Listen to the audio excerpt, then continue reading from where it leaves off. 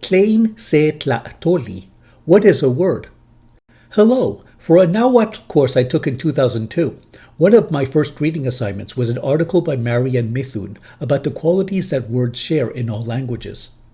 I then understood why her article was so important for beginning to learn Nahuatl, for a Nahuatl word can carry a heavy, even daunting amount of information. So this episode in the Nahuatl for Aztec Religion series presents 5 useful rules for learning how words work in Nahuatl. Mithun's research inspired the approach, and I link to a chapter by her in the description box.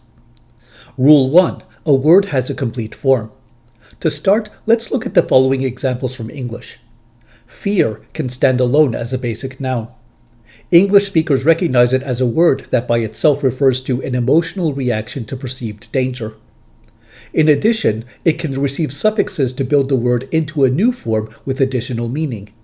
Attaching the less suffix produces the word fearless, now an adjective for lacking fear. This can still receive the ness suffix, which reverts the word to a noun form, fearlessness, to indicate the state of lacking fear.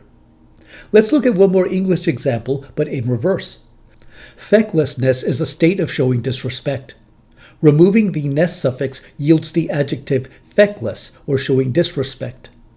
But this is the word's basic form. There are no modern English dialects that would remove the less suffix and recognize feck as a freestanding word. It sounds incomplete and therefore ungrammatical without at least one suffix. Now an example from Nahuatl. Xikal is the root for gourd bowl, but presented this way, the word is incomplete. It needs at least one prefix or suffix to count as a complete word. So we could add the li suffix to it, which is an absolutive suffix that would then yield the word xikali, which is gourd bowl just as an independent noun.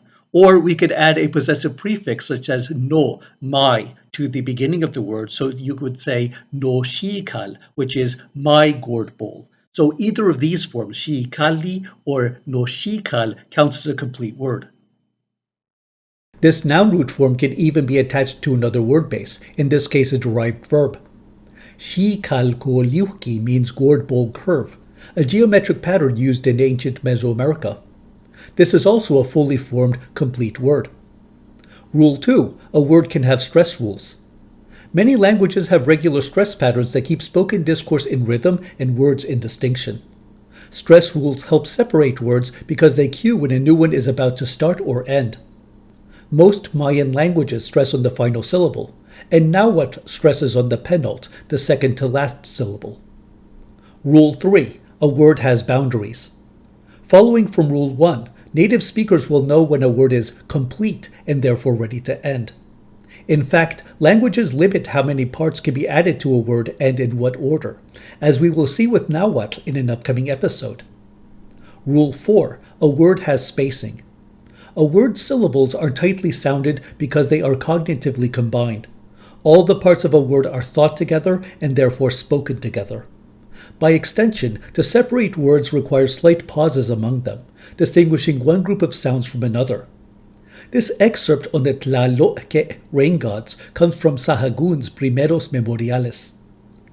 Y pampa mi toaya, Tlaloque intech tlamiloya, yehuan kichiwa in kiawitl. You can grasp each word with such cadence, and you can write them in the same manner. Rule 5. A word can express an entire sentence in Nahuatl. While I was attending a village ceremony in North Veracruz, an elderly lady told me, "Ni tlacopalwis." This means, I will apply copal incense to things, all expressed in a single word, with the meaning and stress rules listed earlier.